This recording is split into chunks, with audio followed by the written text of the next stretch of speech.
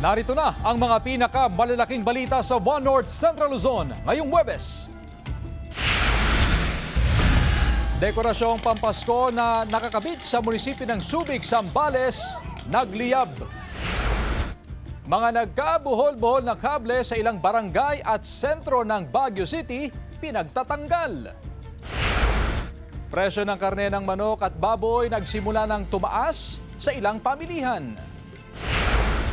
At ang palarong hulihan ng baboy sa Putikan, kinagiliwan sa Kayapan, Nueva Vizcaya.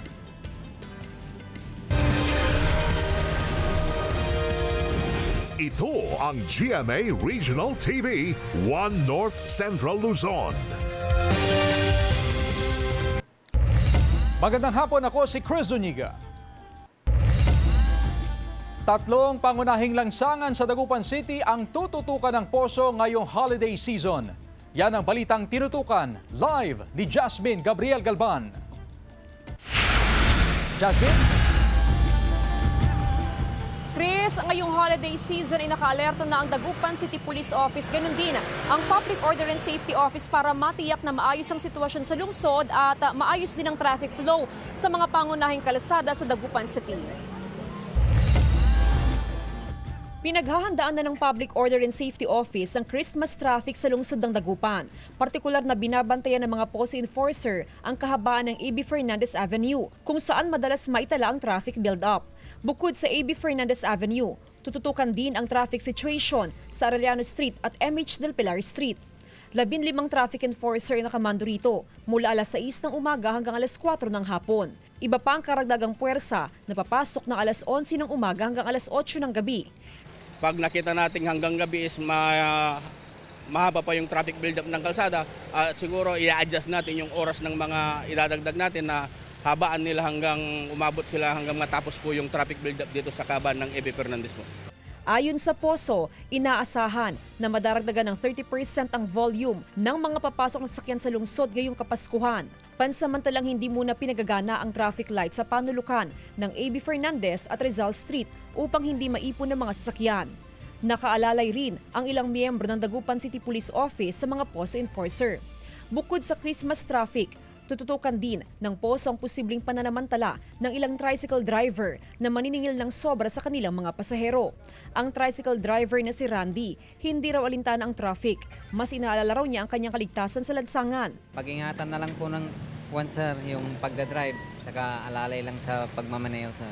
Ngayon pa lang, maaga na nagpaalala ang poso na pairali ng disiplina sa kalsada para sa ligtas na biyahe o pamamasada.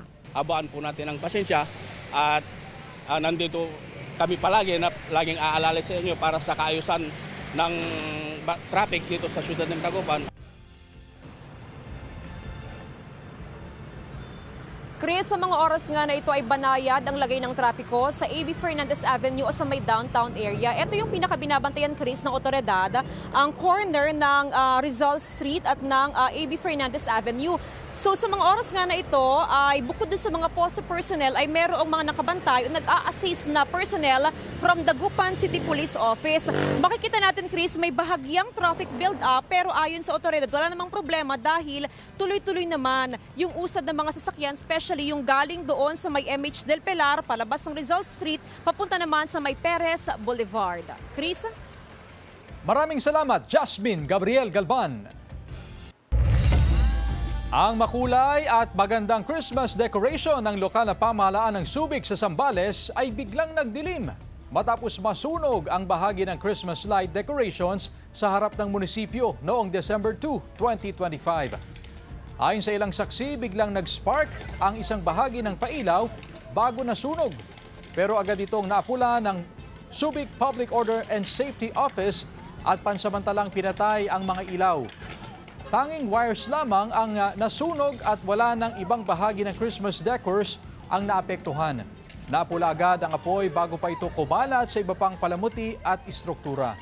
Nagpaalala ang BFP sa publiko na maging maingat sa paglalagay ng Christmas decor sa mga tahanan at establisimento upang makaiwas sa mga ganitong klase ng insidente na maaaring magdulot ng sunog.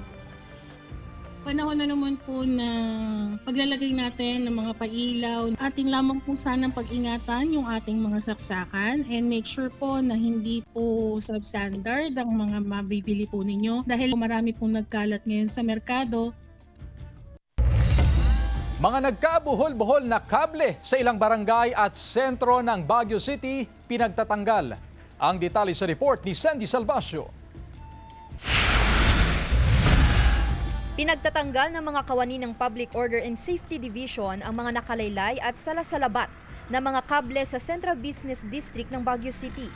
Kasama ng POSD ang mga kumpanya ng telecommunication bilang aksyon sa reklamo ng mga residente kaugnay sa spaghetti wires. Napakababa ng mga lines, very unsightly din sila, so we've been receiving complaints. Maliban sa CBD, pinagtatanggal din ang mga hindi na ginagamit na kable sa ilang barangay sa syudad. Pansamantalang iniimbak sa tanggapan ng POSD ang mga unused wire bago idaan sa proper segregation ng mga telco. 2023 nang buuin ang Dangling Wires Team bilang tugon sa City Executive Order No. 4 na layong ayusin ang mga nagkabuhol-buhol na kable sa lungsod. May policy kasi itong mga different telco companies na ayaw nilang galawin yung hindi nila linya. And of course, that will cause delay and that will not solve the problem in that area kung may maiiwan pang saging. Tumutulong din ang mga opisyal ng barangay upang matukoy ang iba pang mga sagabal na kable. Target ng POSD na tanggalin ang mga dangling wires sa buong Central Business District sa unang quarter ng 2026. Sandy Salvacio, One North, Central Luzon. Nagsimula ng tumaas ang presyo ng karne ng manok at baboy sa ilang pamilihan sa Pangasinan. Alamin sa report. 2 beses kada linggo kung mamalengke si Aling Nita sa Mangaldan Public Market. Napansin niya ang bahagyang pagtaas sa presyo ng mga karne ng baboy at manok. Tumas konti, ma'am. Okay. Kaya pa naman ang budget? Kaya naman, ma'am. Sana hindi na tataas pa ulit. Tama na ito, parang abot kaya. Ngayong holiday season, nagsimula na rin tumaas ang live weight fee sa baboy at manok. 10 pesos hanggang 20 pesos ang itinaas sa kada kilo ng karne ng manok, habang nasa 5 pesos naman ang itinaas sa kada kilo ng karne ng baboy. Asahan daw na bahagya pang tataas ang presyo hanggang sa mga susunod na araw. Wala rin silang magagawa kasi kailangan nila.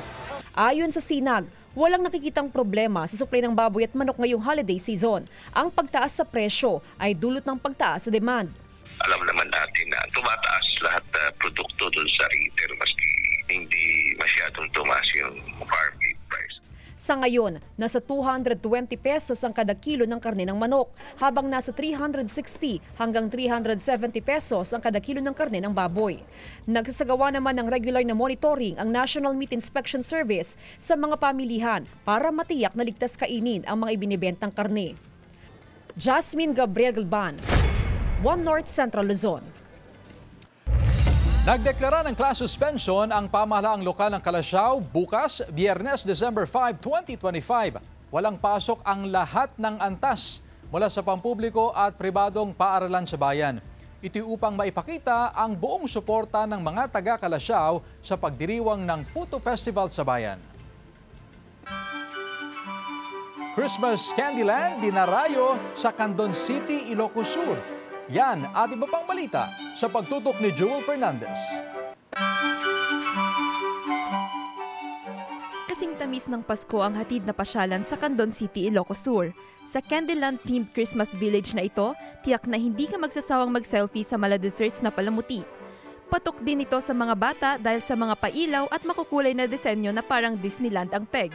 Swak ding itong pasyalan ng buong pamilya dahil may mga kainan sa lugar. Dinarayo rin ng Christmas Village sa Bayumbong, Nueva Vizcaya. Sa drone video, kitang-kita ang ganda ng lugar at agaw pansin din ang giant parol. Nagmistulang arcade ang pasyalan dahil sa makukulay na pailaw. Kaya mga bumibisita sa lugar kanya-kanyang kuha ng litrato sa Christmas displays. Nagliwanag din ang plaza ng Sual, Pangasinan sa kanilang Christmas displays. Kitang-kita ang saya ng mga residente ng pailawan ang giant Christmas tree. Enjoy rin ang mga chikiting sa fireworks display. Sa Dagupan City, atraksyon sa mga dumadaan sa bahagi ng Lucao District ang mga nakadisplay na life-size Santa Claus. Sa pinto pa lang, sasalubong na ang 2 5 feet na Santa Claus at Nutcracker. Makikita rin sa labas ang iba't ibang Christmas display gaya ng mga makukulay na Christmas tree na perfect na table centerpiece. Mayroon ding mga Santa decorations na tila nagpa-parachute at Santa na hila-hila ng mga reindeer. Nakaugalian na raw ng may-ari ng establishmento ang taon-taon na Christmas display. Sa pamamagitan daw nito ay naipapadama niya sa iba ang diwa ng Kapaskuhan. Joel Fernandez, One North Central Luzon.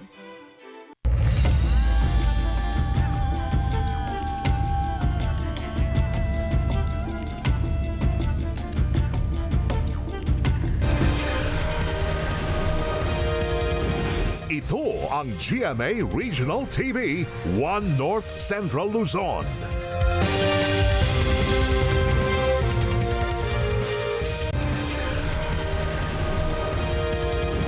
Ito ang GMA Regional TV, One North Central Luzon. Pinaghahandaan na ang Misa de Gallo at Simbang Gabi ng St. John the Evangelist Cathedral sa Dagupan City. Narito ang report. Pinaghahandaan na ng pamunuan ng St. John the Evangelist Cathedral sa Dagupan City ang nalalapit na Misa de Gallo at Simbang Gabi na bahagi ng pagdiriwang ng Kapaskuhan ng mga mananampalatayang Katoliko. 9 na araw na magsasagawa ng Misa de Gallo tuwing alas 4 at alas 5:30 ng madaling araw. Magsisimula yan sa December 16. 2 misa rin ang isasagawa tuwing Simbang Gabi na nakatakda sa alas 6 at alas 7:30. Magsisimula naman yan sa December 15. Ngayon pa lang ginagayak na ang simbahan para maramdaman ng mga deboto ang diwa ng Pasko. Naghahanda na rin daw ang mga pari sa kanilang reflections na ibabahagi sa mga dadalo sa mga misa. Nakasentro raw sa pag-asa ang pagdiriwang ng Pasko. Idineklara kasi ang 2025 na Jubilee Year na may temang Pilgrims of Hope. Nakasalalay yung pag-asa natin kay Kristo. And very clear na sinasabi naman ni St. Paul, if you put your trust in Jesus, hope does not disappoint. Hinihimok ang mga churchgoer na sana'y kompletuhin ang 9 na araw na Misa de Gallo o Simbang Gabi. Ang taga San Carlos na si John Alea, pinaghahandaan na raw ang pagdalo sa Simbang Gabi lalo't hindi niya nakumpleto ang 9 na araw noong nakaraang taon. May time na makakasimba, may time na hindi. Hindi namin makumpleto. Sana makumpleto namin. Pipilitin namin makumpleto. Kasama si Henry Duminsil, Joel Fernandez, One North Central Luzon. Simpleng selebrasyon ng Christmas party mahigpit na ipatutupad ng DepEd. Narito ang report. Bago pang kaliwat ka ng Christmas celebration o year-end party sa mga eskwelahan, naglabas na ng memorandum ang Department of Education na gawing simple ang mga Christmas party. Dapat daw, isaalang-alang ang kakayanan ng mga magulang, lalo pat sunod-sunod ang hagupit ng mga nagdaang bagyo na nakaapekto sa maraming kabuhayan. Ang lahat ng mga DepEd personnel are enjoined to ensure that year-end activities are simple, meaningful, and inclusive, reflecting the spirit of public service. Ang mahuloko o marangyan na selebrasyon ay discourage po. Sa Dagupan City, nakaschedule sa December 18 ang Christmas party sa mga paaralan. Malinaw na raw sa mga principal o school head ang polisiya ukol sa simpleng Christmas party. Kami ay tumutupad doon sa kautusan ng kagawaran na magkaroon ng simpleng selebrasyon. Hinikayat lahat ng mga magulang at ng mga guro na magkaroon lang ng pagdiriwang ng hindi masyadong magarbog. 3 kapatid ni Stephen na nag-aaral sa public school. Pasalamat daw siya na may bili ng DepEd sa simpleng Christmas party. Opo, mahirap po sa bulsa. Kawawa sila mama at papa.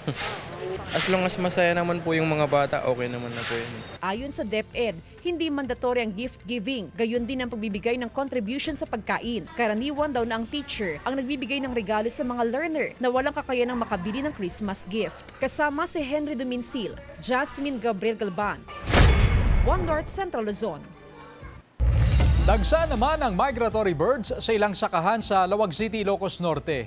Maamo ang mga ito at tila binabantayan ang mga nag-aararo. Ayon sa mga magsasaka, madalas makita ang mga ibon sa umaga at hapon at karamihan sa mga ibon ay nagtatampisaw sa tubig. Ayon sa Provincial Veterinary Office, white egret ang tawag sa mga ibon. Naghahanap daw sila ng pagkain gaya ng kuhol, kaya nakatutulong ito sa mga magsasaka. Palipat-lipat ang mga ibon kaya mahirap matukoy kung saan sila nanggaling. Malamig na raw kasi ang panahon kaya madalas dumarayo ang mga ibon sa iba't ibang lugar.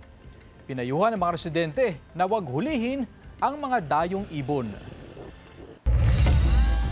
Mahigit 500 job opportunities sa lokal at abroad, handog sa isinagawang job fair sa Bangaldan, Pangasinan. Sundan sa report. Maaga nagtungo sa munisipyo ng Bangaldan, Pangasinan ng 25 anyos na si Paul John mula sa Barangay Gasang. Mag-a-apply siya ng trabaho sa ibang bansa bilang agriculturist.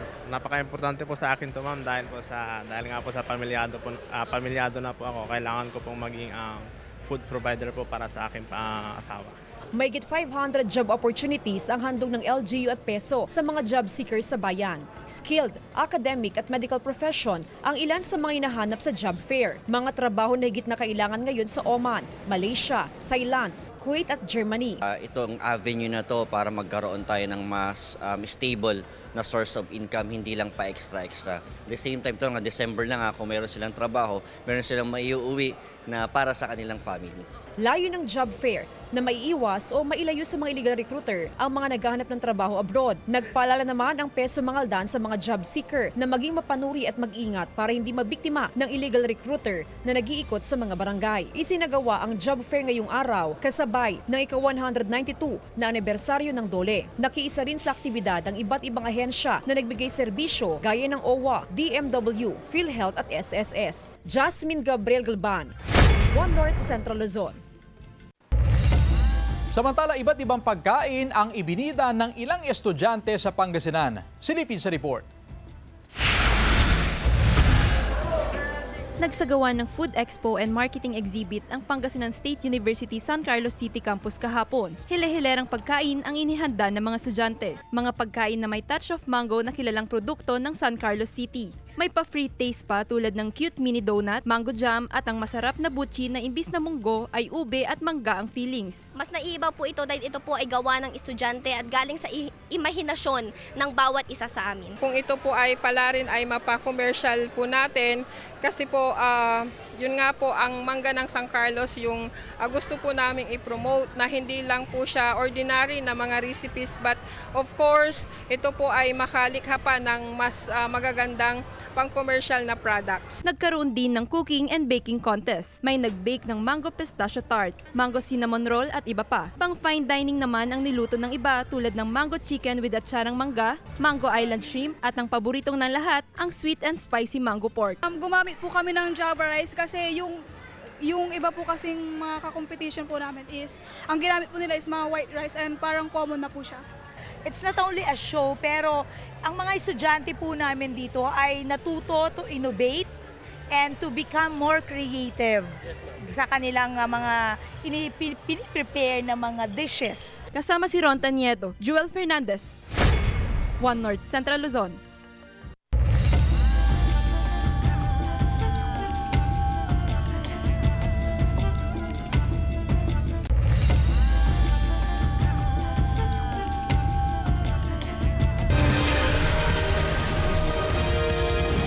Ito ang GMA Regional TV, One North Central Luzon.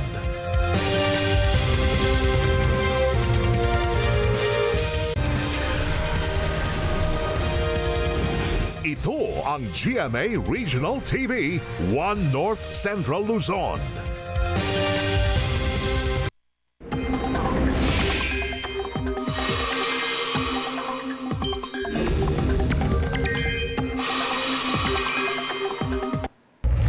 Mga kapuso, naging bagyo na ang low pressure area sa loob ng Philippine Area of Responsibility. Sa latest bulletin ng Pag-asa, huling namataan ang sentro ng bagyo sa layong 625 kilometers silangan ng Katarman, Northern Samar.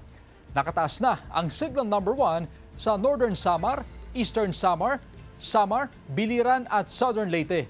Kasama rin ang Surigao del Norte, kabilang ang Siargao at Bukas Grande Island at Dinagat Islands. Posibleng madagdagan pa ito sa mga susunod na oras. Sa latest track ng Pag-asa, may tsansang tumama ang Bagyong Wilma sa Eastern Visayas o Dinagat Islands bukas ng gabi o Sabado ng umaga. Sunod nitong dadaanan ang iba pang probinsya sa Visayas bago makarating sa northern part ng Palawan. Bukod sa bagyong Wilma, posible ring magpaulan ang amihan, shearline at localized thunderstorms. Sa datos ng Metro Weather, may tsansa ng ulan sa Cagayan Valley, Cordillera at ilang bahagi ng Central Luzon. Posible rin ang ulan sa iba pang bahagi ng bansa. Solar-powered Christmas decorations mas ligtas at matipid daw na gamitin ngayong holiday season. Ating alamin sa report. Ngayong Kapaskuhan, muling nagpaalala ang Department of Trade and Industry sa publiko na unahin pa rin ang kaligtasan sa pagpili ng mga Christmas decor. Dapat yaking dekalidad ang binibili tulad ng mga pailaw. Sa paglipas ng taon, mas mabenta raw ngayon ang mga pailaw na solar-powered. Nagdedepende lang doon sa araw. Oo. Kahit brownout, mayroon ka eh. Si Nanay Evelyn naman, mahigit 3 taon na rin gumagamit ng solar-powered Christmas lights. Walang aksaya sa kuryente. O, yun po. Lahat, nilagyan ko ng solar lahat hanggang sa loob ng bahay po. Kung tatanungin naman ng BFP, safety-wise ay mas mainam daw gamitin ang mga solar-powered.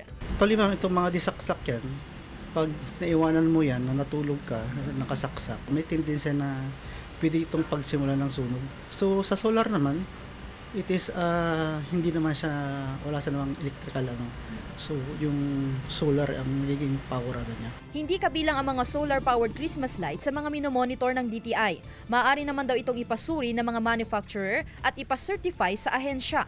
Nasa voluntary certification sila. So ibig sabihin hindi mandatory, kaya hindi natin masyadong minomonitor, no? Kasi pag mandatory certification, yun yung hinuhuli natin pag hindi sila pasok doon sa standard.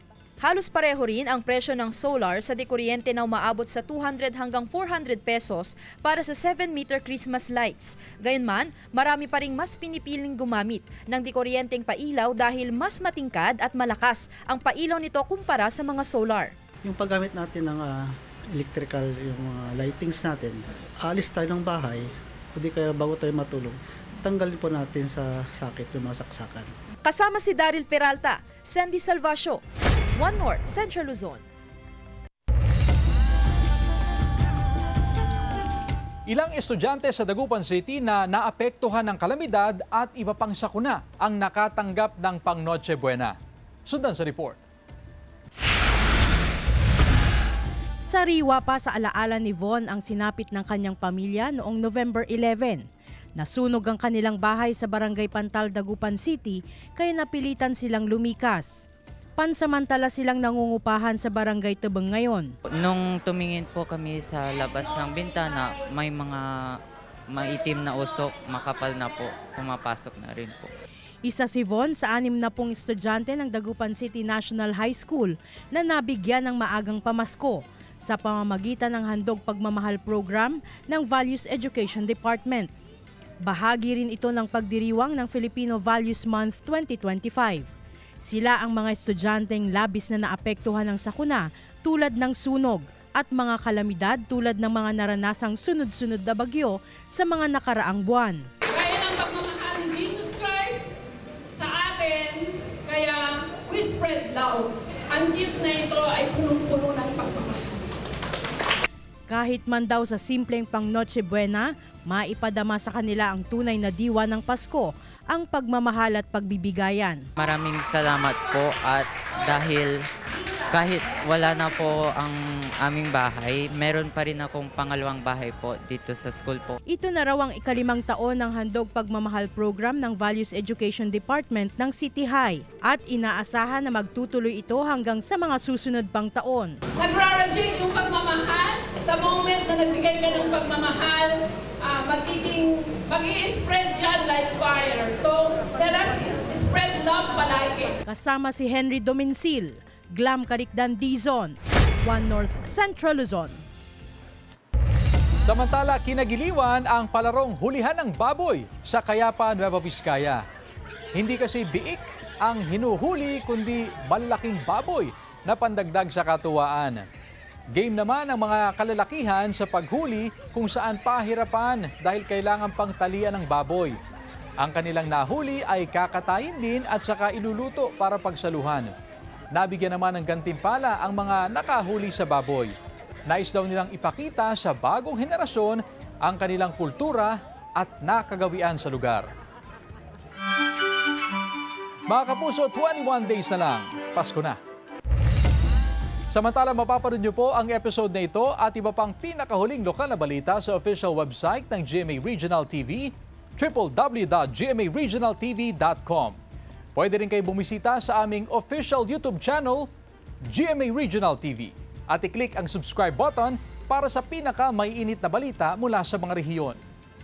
Nais din naming pasalamatan ang mga kapuso sa Hilaga at Gitnang Luzon, maging ang mga kapuso natin abroad. Dahil sa GMA Regional TV, local news matters. At yan ang mga pinakamalaki at pinakauling balita sa Hilaga at Gitnang Luzon. Maraming salamat sa pagsama sa amin, pati na ang mga kapuso sa ibang bansa na tumutok sa mga balita sa rehiyon. Ako po si Chris Zuniga. Kami, ang GMA Regional TV, 1 North Central Luzon. Buong puwersa para sa mas malaking misyon at mas malawak na paglilingkod sa bayan.